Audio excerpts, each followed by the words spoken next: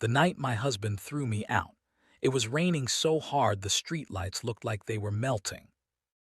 I remember that detail because my suitcase tipped over on the driveway, and my clothes spilled out into the water like pieces of a life I no longer owned. I stood there barefoot, holding my phone, while the front door slammed shut behind me. No goodbye. No explanation. No hesitation. Just one sentence, sharp and final. I believe my daughter, you need to leave. After 12 years of marriage, that was all it took. I met Daniel when his daughter Lily was 7 years old. He was a widower, grieving, exhausted, but gentle in a way that drew people in. I was 31, childless and cautious, but I fell for him slowly, carefully, like someone stepping onto thin ice and finding it strong enough to hold. Lily was quiet at first. She watched me the way some children watch storms, uncertain whether they'll be dangerous or fascinating. I tried everything: movie nights, baking cookies, sitting through school plays and recitals. I never tried to replace her mother. I just tried to be kind. For years it worked. Or so I thought. Things changed when Lily turned 16. She grew distant, sharp, defensive. She stopped answering me, started slamming doors, rolling her eyes when I entered a room. Daniel brushed it off as teenage mood swings. She's struggling, he'd say. Be patient. So I was. What I didn't realize was that patience wouldn't protect me from what was coming. It started with small accusations. She's always watching me, Lily told her father one night, loudly enough for me to hear from the kitchen. She goes through my room. She hates me. Daniel asked me about it, confused but calm. I told him the truth. I had never gone through Lily's room. I barely went near it unless asked. He nodded, said he believed me. But something shifted. He began watching me too, hesitating before answering questions, pausing when Lily entered a room. The house felt different, like the walls were listening. Then came the lie that destroyed everything. Lily told Daniel I had slapped her. She said it happened while he was at work, that I'd accused her of stealing money and lost control. When Daniel confronted me, his face wasn't angry. It was worse. It was disappointed. I laughed at first because the accusation was so absurd. I'd never laid a hand on her, not once, but the laughter died when I saw his eyes. He already believed her. She has a bruise, he said quietly.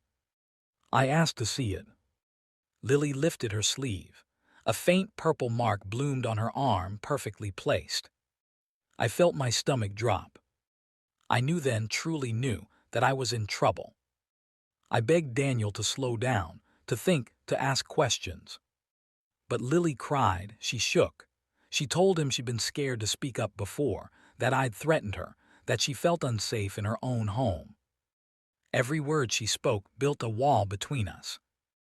Daniel didn't ask for proof. He didn't ask for my side beyond a few hollow questions.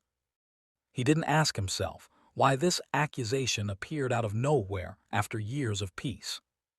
He told me to pack a bag and leave until things were sorted out. By morning, he had changed the locks. By nightfall, he had filed for divorce. Living out of a friend's guest room at 43 is a special kind of humiliation. I replayed every moment of my marriage, searching for signs I'd missed. I cried until my chest hurt. I wondered how someone who claimed to love me could erase me so completely. But beneath the grief, something else grew. Resolve. I hired a lawyer, a good one. I didn't want revenge, I wanted the truth. And the truth, it turned out, had been quietly waiting. The bruise Lily showed her father didn't come from me. It came from a fall during soccer practice, caught on camera. The accusation of theft, the money was withdrawn by Lily herself. Her bank app showed it clearly. The threats she claimed I made, text messages she'd fabricated, metadata didn't match. One lie unraveled another, then another. When confronted with evidence, Lily broke. She admitted she'd lied because she wanted me gone.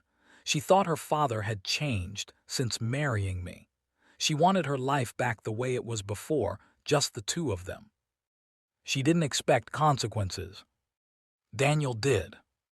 By the time the divorce hearing came, the truth was no longer deniable.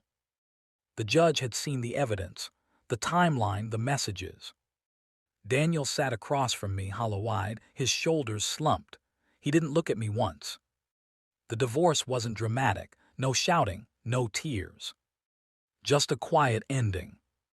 I walked away with the house, a fair settlement, and my dignity intact.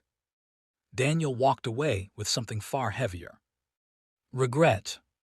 The fallout hit them slowly, then all at once. Lily was suspended from school when the truth spread. Friends distanced themselves. Teachers watched her differently. The story followed her like a shadow. Daniel tried to repair things, with me with her, but some damage doesn't reverse.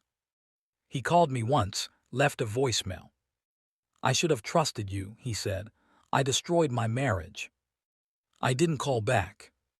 Because the truth was, the marriage had already ended the moment he chose belief without doubt, accusation without proof. I moved to a smaller house near the coast. I repainted the walls. I bought new furniture. I slept better than I had in years. Sometimes people ask if I feel satisfied knowing the divorce destroyed them. I don't. I feel peaceful. Because I learned something that took me 12 years to understand. Love without trust is just fear in disguise. And a home that can throw you out overnight was never truly yours. They believed a lie.